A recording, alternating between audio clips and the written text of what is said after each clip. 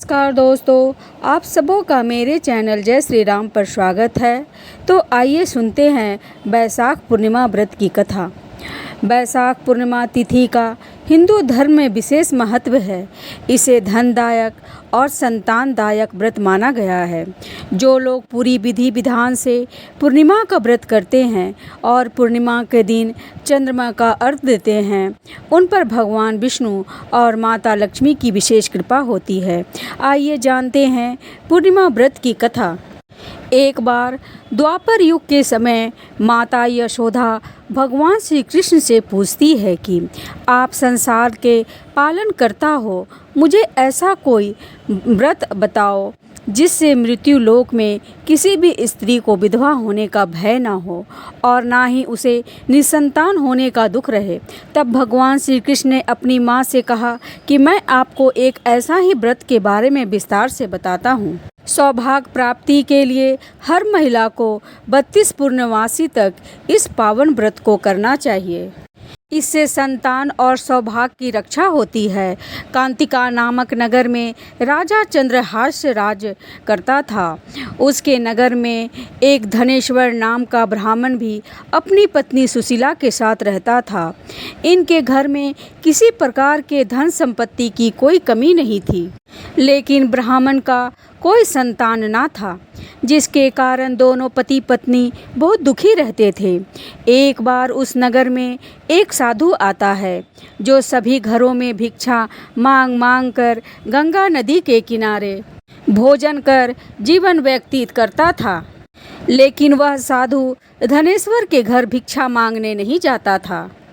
यह देखकर सुशीला और धनेश्वर बहुत दुखी हुए और जाकर उस साधु से पूछे कि आप सभी घरों से भिक्षा लेते हो, लेकिन हमारे घर नहीं, ऐसा क्यों? साधु महाराज, तब साधु ने कहा कि तुम निसंतान हो और ऐसे घरों से भिक्षा लेना पतितों के अन्न के समान होता है। मैं पाप का भागीदार नहीं बनना चाहता, इसलिए तुम्हारे घर से भिक्षा नहीं लेता हूँ। यह सुन धनेश्वर बहुत दुखी हो जाता है और साधु से पूछता है कि ऐसा कोई उपाय बतावे जिससे मुझे भी संतान सुख की प्राप्ति हो। तब साधु ने उस दंपत्ति को 16 दिन तक माँ चंडी के पूजन का सलाह दिया, जिसके बाद धनेश्वर और उसकी पत्नी ने ऐसा ही किया।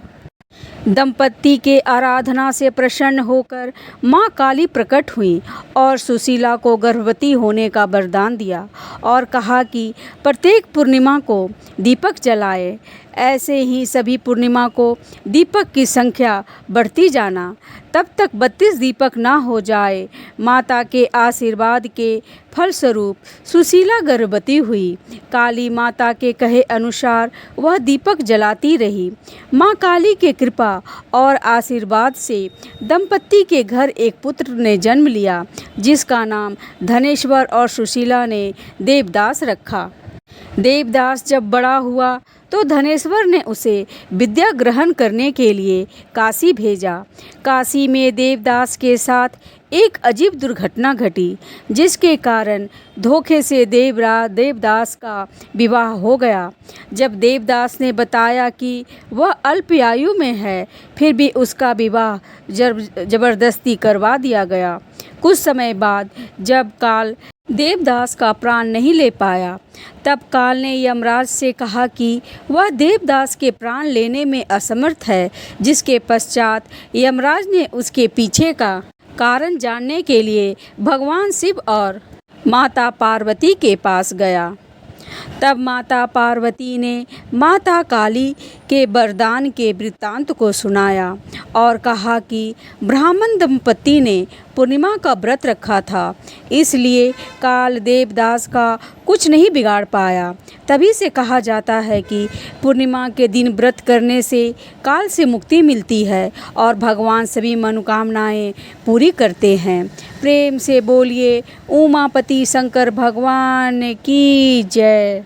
आइए अब सुनते हैं सत्यनारायण व्रत कथा।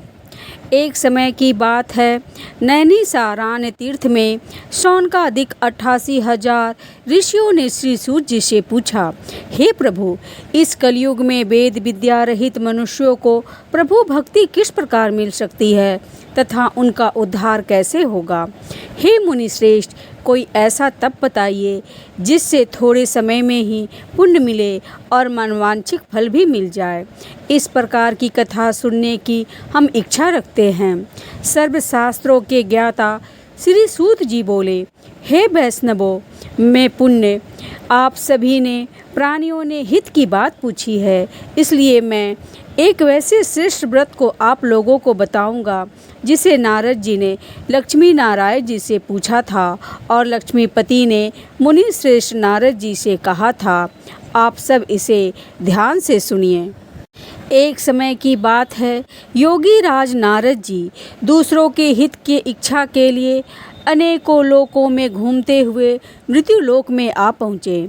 यहाँ उन्होंने अनेक योनियों में जन्मे प्रायः सभी मनुष्यों को अपने कर्मों द्वारा अनेकों दुखों से पीड़ित देखा। उनका दुख देखकर नारद जी सोचने लगे कि कैसा यत्न किया जाए जिसके करने से निश्चित रूप से मानव के दुखों का अंत हो जाए। इसी विचार पर मनन करते हुए वह विष्णु लोक में गए। वहाँ वह देवों के इष्ट भगवान नारायण की स्तुति करने लगे, जिनके हाथों में शंख, चक्र, गदा और पद थे, गले में वरमाला पहने हुए थे। स्तुति करते हुए नारद जी बोले, हे भगवान, आप अत्यंत शक्तिशाली से प्रसन्न हैं। मन तथा वाणी भी आपको नहीं पा सकती है। आपका आदि मध्य तथा अंत नहीं है।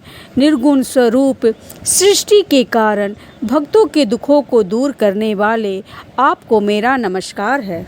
नारद जी की स्तुति सुन विष्णु भगवान बोले, हे मुनिदेव, आपके मन में क्या बात है? आप किस काम के लिए पधारे हैं, उसे निसंकोच कहो। इस पर नारद जी बोले कि मृत्यु लोक में अनेक योनियों में जन्मे मनुष्य अपने कर्मों द्वारा अनेकों दुख से दुखी हो रहे हैं।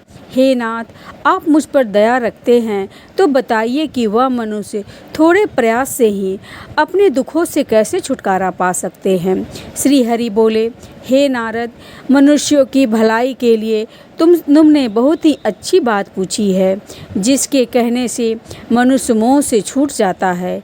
यह बात मैं कहता हूँ, उसे सुनो।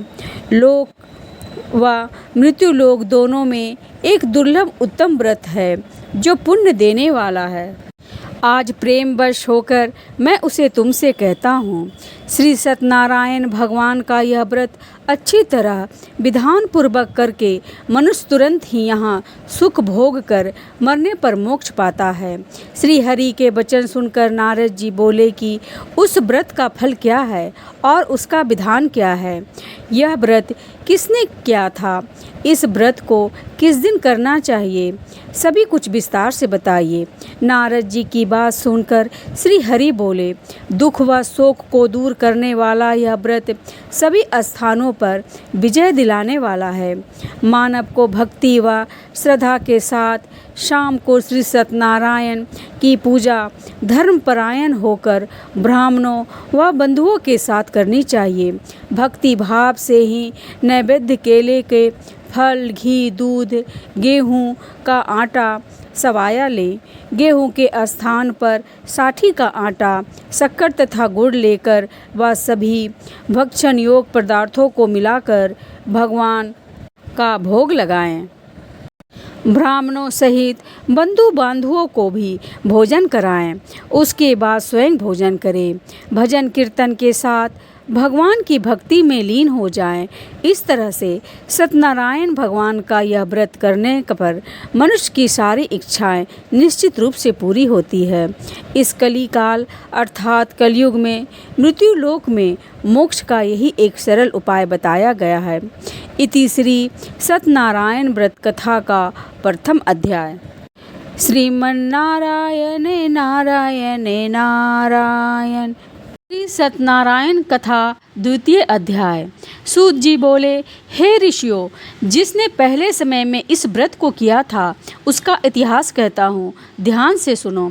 सुंदर काशीपुरी नगर में एक अत्यंत निर्धन ब्राह्मण रहता था। भूख प्यास से परेशान वह धरती पर घूमता रहता था। ब्राह्मणों से प्रेम करने वाले भगवान ने एक दिन ब्राह्मण का वेश धारण कर उसके पास जाकर पूछे, हे विप्र, नित्य दुखी होकर तुम पृथ्वी पर क्यों घूमते हो? दीन ब्राह्मण बोला, मैं निर्धन ब्राह्मण हूँ, भिक्षा के लिए धरती पर घूमता हूँ। हे भगवान, यदि आप इसका कोई उपाय जानते हो तो बताइए। वृद्धा ब्राह्मण कहता है कि सत्यनारायण भगवान मनवांछित फल देने वाले हैं, इसलिए तुम इसका पूजन करो। इसे करने से मनुष्य सभी दुखों से मुक्त हो जाता है। वृद्ध ब्राह्मण बनकर आए सत्यनारायण भगवान उस निर्धन ब्राह्मण को व्रत का सारा विधान बताकर अंतर्ध्यान हो गए। ब्राह्मण मन ही मन सोचने लगा कि जिस व्रत को वृद्धा ब्राह्मण करने को कह गए हैं मैं उसे जरूर करूँगा। यह निश्चय करने के बाद उसे रात में नींद नहीं आई। वह सवेरे उठकर सत्यनारायण भगवान के व्रत का निश्चय कर भिक्षा के लिए चला गया। उस दिन निर्धन ब्राह्मण को भिक्षा में बहुत सारा धन मिला, जिसने उसने बंधु बांधवों के साथ मिलकर श्री सत्यनारायण भगवान का व्रत संपन्न किया। भगवान सत्यनारायण का व्रत संपन्न करने के बाद वह निर्धन ब्राह्मण सभी दुखों से छूट गया और अनेक प्रकार की संपत्तियों से युक्त हो गया। उसी समय से यह ब्राह्मण हर माह इस व्रत को करने लगा। इस तरह से सत्यनारायण भगवान के व्रत को जो मनुष्य करेगा वह सभी प्रकार के पापों से छूटकर मोक्ष को प्राप्त होगा। जो मनुष्य इस व्रत को करेगा वह भी सभी दुखों से मुक्त हो जाएगा। सूत जी बोले कि इस तरह से नारद जी से नारायण जी का कहा हुआ श्री सत्यनारायण व्रत को मैंने तुमसे कहा। हे विप्रो, मैं अब और क्या कहूँ? ऋषि बोले, हे मुनिवर, संसार में उस विप्र से सुनकर और किस किस ने इस व्रत को किया? हम सब इस बात को सुनना चाहते हैं, इसके लिए हमारे मन में श्रद्धा का भाव है। सूत जी बोले, हे मुनियों, जिस जिसने इस व्रत को किया वह सब सुनो। एक समय वही विप्र धन का ऐश्वर्य के अनुसार अपने बंधु बांधवों के साथ इस व्रत को करने को तैयार हुआ। उसी समय एक लकड़ी बेचने वाला बूढ़ा आदमी आया और लकड़ियां बाहर रखकर अंदर ब्राह्मण के घर में आ गया।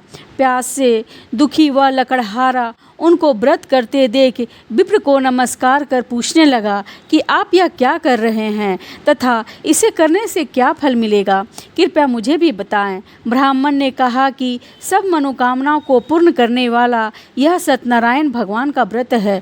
इनकी कृपा से ही मेरे घर में धन्य धान आदि की वृद्धि हुई है। विप्र ने सत्यनारायण व्रत के बारे में जाकर लकड़हारा बहुत प्रसन्न हुआ। चरणामृत लेकर वह प्रसाद खाने के बाद वह अपने घर गया।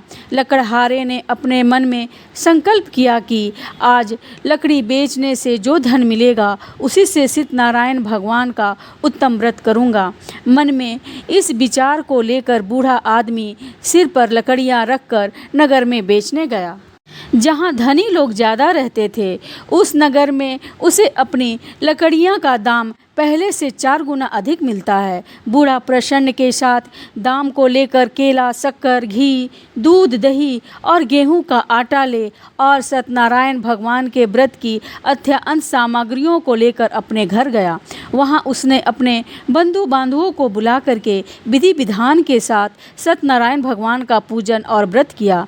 इस व्रत के प्रभाव से वह बूढ़ा लकड़हारा धन, पुत्र आदि से युक्त होकर संसार के समस्त सुख भोग अंतकाल में वैकुंठ धाम चला गया। इति श्री सत्यनारायण व्रत कथा का 2वां अध्याय संपूर्ण। श्रीमन्नारायण नारायण नारायण भजमन्नारायण नारायण नारायण। श्री सत्यनारायण भगवान की जय। श्री सत्यनारायण कथा 3वां अध्याय। सूत जी बोले, हे श्रेष्ठ मुनियों, अब आगे की कथा कहता हूँ। पहले समय में उल्कामुख नाम का एक बुद्धिमान राजा था। वह सत्यवादी और जितेंद्रिय था। प्रतिदिन देव स्थानों पर जाता और निर्धनों को धन देकर उनके कष्ट दूर करता था। उसकी पत्नी कमल के समान मुख वाली तथा सती साध्वी थी। भद्रशिला नदी के तट पर उन दोनों ने श्री सत्यनारायण भगवान का व्रत किया। उसी समय साधु नाम का एक वैश्य आया। उसके पास व्यापार करने के लिए बहुत सा धन भी था। राजा को व्रत करते देखकर वह विनय के साथ पूछने लगा कि हे राजन, भक्ति भाव से पूर्ण होकर आप यह क्या कर रहे हैं? मैं सुनने की इच्छा रखता हूँ, तो आप भी मुझे बताइए। राजा बोला, हे साधु, आपने अपने बांधुओं के साथ पुत्रादि की प्राप्ति के लिए एक महाशक्तिमान श्री सत्यनारायण भगवान का व्रत व पूजन कर रहा हूँ। राजा के वचन सुन साधु आदर से बोला, हे राजन, मुझे भी इस व्रत का सारा विधि विधान बता दें। आपके कथानुसार मैं भी इस व्रत को करूँगा। मेरी भी संतान नहीं है और इस व्रत को करने से निश्चित रूप से मुझे संतान की प्राप्ति होगी। राजा ने व्रत का सारा विधान सुन व्यापार से विमृत होकर वह अपने घर गया। साधु वैश्य ने अपनी पत्नी को संतान देने वाले इस व्रत का वर्णन कह सुनाया और कहा कि अब मेरी संतान होगी, अब मैं इस व्रत को करूँगा। साधु ने इस तरह से वचन अपनी पत्नी लीलावती से कहे। एक दिन लीलावती पति के साथ आनंदित हो सांसारिक धर्म में प्रवृत्ति होकर सत्यनारायण भगवान की कृपा से गर्भवती हो गई। 10वें महीने में उसके गर्भ से एक सुंदर कन्या ने जन्म लिया। दिनों दिन वह ऐसे बढ़ने लगी जैसे कि शुक्ल पक्ष का चंद्रमा बढ़ता है। माता पिता ने अपनी कन्या का नाम कलावती रखा। एक दिन लीलावती ने मीठे शब्दों में अपने पति को याद दिलाया कि अपने सत्यनारायण भगवान के जिस व्रत को करने का संकल्प किया है उसे करने का समय आ गया है, आप इस व्रत को करिए। साधु बोला कि हे प्रिय, इस व्रत को मैं उसके विवाह पर करूँगा। इस प्रकार अपनी पत्नी को आश्वासन देकर वह नगर को चला गया। कलावती पिता के घर में रह बुद्धि को प्राप्त होती गई। साधु ने एक बार नगर में अपनी कन्या को सखियों के साथ देखा तो तुरंत ही दूत को बुलाया और कहा कि मेरी कन्या के योग वर देखकर आओ। साधु की बात सुनकर दूत कंचन नगर में पहुंचा और वहां देखभाल करके लड़की के सुयोग बानिक पुत्र को ले आया। सुयोग लड़के को देख साधु ने बंधु बांधुओं को बुलाकर अपनी पुत्री का विवाह करा दिया। लेकिन दुर्भाग्य की बात यह कि साधु ने अभी भी श्री सत्यनारायण भगवान का व्रत नहीं किया। इस पर श्री भगवान क्रोधित हो गए और श्राप दिया कि अपने कार्य में कुशल साधु बनिया जमाई को लेकर समुद्र के पास स्थित होकर रत्न सागर नाम नगर में आया। वहां जाकर दामाद ससुर दोनों मिलकर चंद्रकेतु राजा के नगर में व्यापार करने लगे। एक दिन भगवान सत्यनारायण की माया से एक चोर राजा का धन चुराकर भाग गया था। उसने राजा के सिपाहियों को अपना पीछा करते देख चुराया हुआ धन वहां रख दिया जहां साधु अपने जमाई के साथ ठहरा हुआ था। राजा के सिपाहियों ने साधु वैश्य के पास राजा का धन पड़ा देखा तो वह ससुर जमाई दोनों को बांधकर प्रसन्नता से राजा के पास ले आया और कहा कि उन दोनों ने चोरों को पकड़ लिया है, आप आगे की कार्यवाही की आज्ञा दें। राजा की आज्ञा से उन दोनों को कठिन कारागार में डाल दिया गया और उसका सारा धन भी उससे छीन लिया गया। श्री सत्यनारायण भगवान से श्राप से साधु की पत्नी भी बहुत दुखी हुई। घर में जो धन रखा था उसे चोर चुरा ले गया। शारीरिक तथा मानसिक पीड़ा व भूख और प्यास से अति दुखी हो अन्न की चिंता में कलावती ब्राह्मण के घर गई। वहाँ उसने श्री सत्यनारायण भगवान का व्रत होते देख फिर कथा भी सुनी। वह प्रसाद ग्रहण कर रात को घर वापस आई। माता ने कलावती से पूछा कि हे पुत्री, अब तक तुम कहाँ थी? तेरे मन में क्या है? कलावती ने अपनी माता से कहा, हे माता, मैंने एक ब्राह्मण के घर में श्री सत्यनारायण भगवान का व्रत देखा है। कन्या के वचन सुन लीलावती भगवान के पूजन की तैयारी करने लगी। लीलावती ने परिवार व बंधुओं सहित सत्यनारायण भगवान का पूजन किया और उससे से वर मांगा कि मेरे पति तथा जमाई दोनों शीघ्र घर वापस आ जाएं। साथ ही यह भी प्रार्थना की कि हम सबका अपराध क्षमा करें। श्री सत्यनारायण भगवान इस व्रत से संतुष्ट हो गए और राजा चंद्रकेतु को सपने में दर्शन देकर कहा कि हे राजन, तुम उन दोनों वैश्यों को छोड़ दो और तुमने उसका जो धन लिया है उसे वापस कर दो। अगर ऐसा नहीं किया तो मैं तुम्हारा धन, राज व संतान सभी को नष्ट कर दूंगा। राजा को यह सब कहकर वह अंतर्ध्यान हो गए। प्रातःकाल सभा में राजा ने अपना सपना सुनाया। फिर बोले कि हे वणिक पुत्रों को कैद से मुक्त कर सभा में लाओ। दोनों ने आते ही राजा को प्रणाम किया। राजा मीठी वाणी में बोला, हे महानुभावों, भाग्यवश ऐसा कठिन दुख तुम्हें प्राप्त हुआ है, लेकिन अब तुम्हें कोई भय नहीं है। ऐसा कह राजा ने उन दोनों को नए वस्त्र भूषण भी पहनाए और जितना धन उनका लिया था उससे दुगना धन वापस दिया, जिसे लेकर दोनों वैश्य अपने घर वापस के लिए चल दिए। इति श्री सत्यनारायण व्रत कथा का 3 अध्याय संपूर्ण। श्रीमन्नारायण नारायण नारायण, भजमन नारायण नारायण नारायण। श्री सत्यनारायण भगवान की जय। सत्यनारायण कथा 4 अध्याय। सूत जी बोले, वैश्य ने मंगलचार कर अपनी यात्रा आरंभ की और अपने नगर की ओर चल दिया। उसकी थोड़ी दूर जाने पर एक दंडी वेशधारी श्री सत्यनारायण ने उससे पूछा कि हे साधु, तेरे नाव में क्या है? अभिवानी वाणी के हंसता हुआ बोला, हे दंडी, आप क्यों पूछते हो? क्या धन लेने की इच्छा है? मेरी नाव में तो बेल व पत्ते भरे हुए हैं। वैश्य के कठोर वचन सुन भगवान बोले, तुम्हारा वचन सत्य हो। दंडी ऐसे वचन कह वहाँ से दूर चले गए। कुछ दूर जाकर समुद्र के किनारे बैठ गए। दंडी के जाने के बाद साधु वैश्य ने नित्य क्रिया के पश्चात नाव को ऊंची उठते देखकर अचंभा माना और नाव में बेल पत्ते आदि देख वह मूर्छित होकर जमीन पर गिर पड़ा। मूर्छा खुलने पर वह अत्यंत शोक में डूब गया। तब उसका दामाद बोला कि आप शोक न मनाएं, यह दंडी का श्राप है, इसलिए हमें उनकी शरण में जाना चाहिए, तभी हमारी मनोकामना पूरी होगी। दामाद की बात सुनकर वह दंडी के पास पहुंचा और अत्यंत भक्ति भाव नमस्कार करके बोला, मैंने आपसे जो असत्य वचन कहे थे उसके लिए मुझे क्षमा कर दे। ऐसा कहकर महान शोकानुतु रोने लगा। तब दंडी भगवान बोले, हे वणिक पुत्र, मेरी आज्ञा से बार बार तुम्हें दुख प्राप्त हुआ है, तू मेरी पूजा से विमुख हुआ। साधु बोला, हे भगवान, आपकी माया से ब्रह्मा आदि देवता भी आपके रूप को नहीं जानते, तब मैं अज्ञानी कैसे जान सकता हूँ? आप प्रसन्न हो जाइए, अब मैं सामर्थ्य के अनुसार आपकी पूजा करूँगा। मेरी रक्षा करो और पहले के समान नौका में धन भर दो। साधु वैश्य की भक्तिपूर्वक वचन सुनकर भगवान प्रसन्न हो गए और उसकी इच्छा अनुसार वरदान देकर अंतर्ध्यान हो गए। ससुर जमाई जब नाव पर आए तो नाव धन से भरी हुई थी।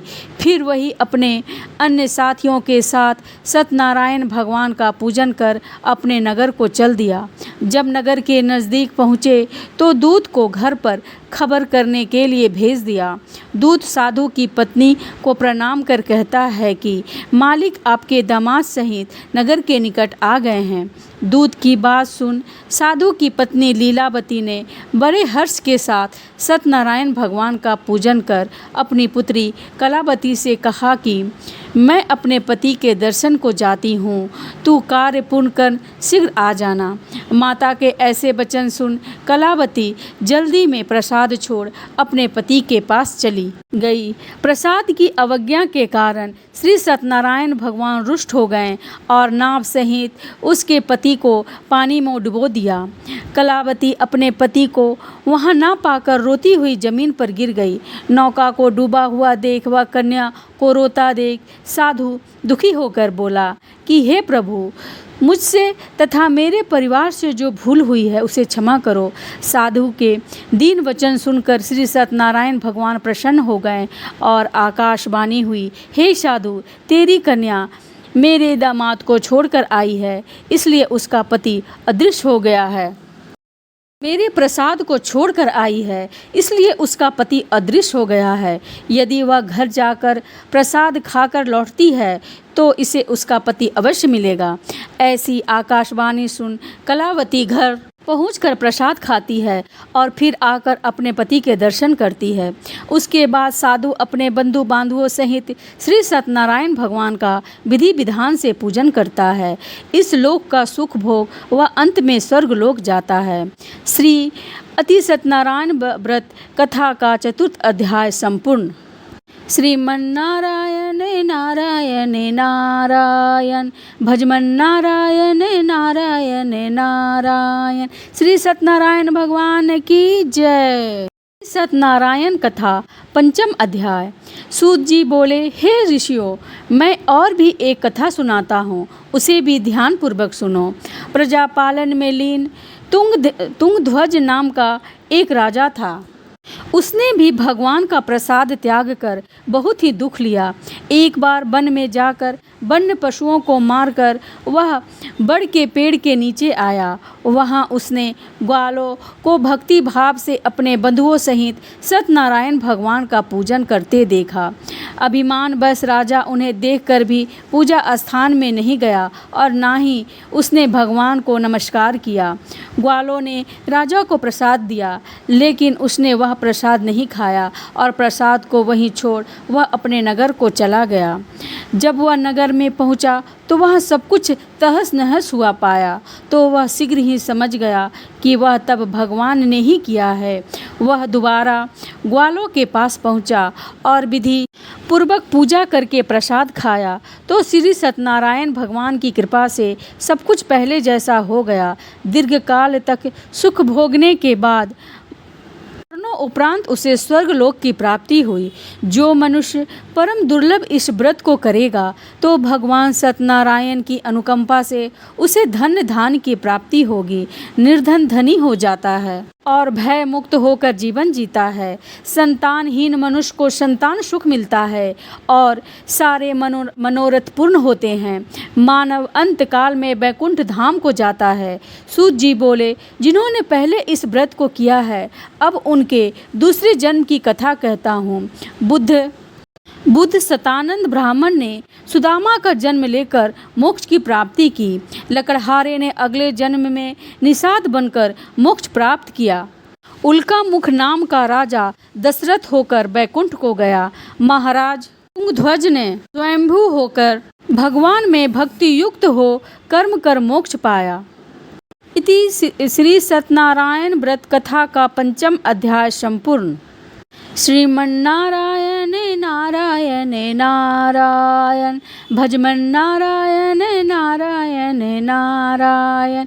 श्री सत्यनारायण भगवान की जय। जय श्री कृष्णा, जय श्री राम।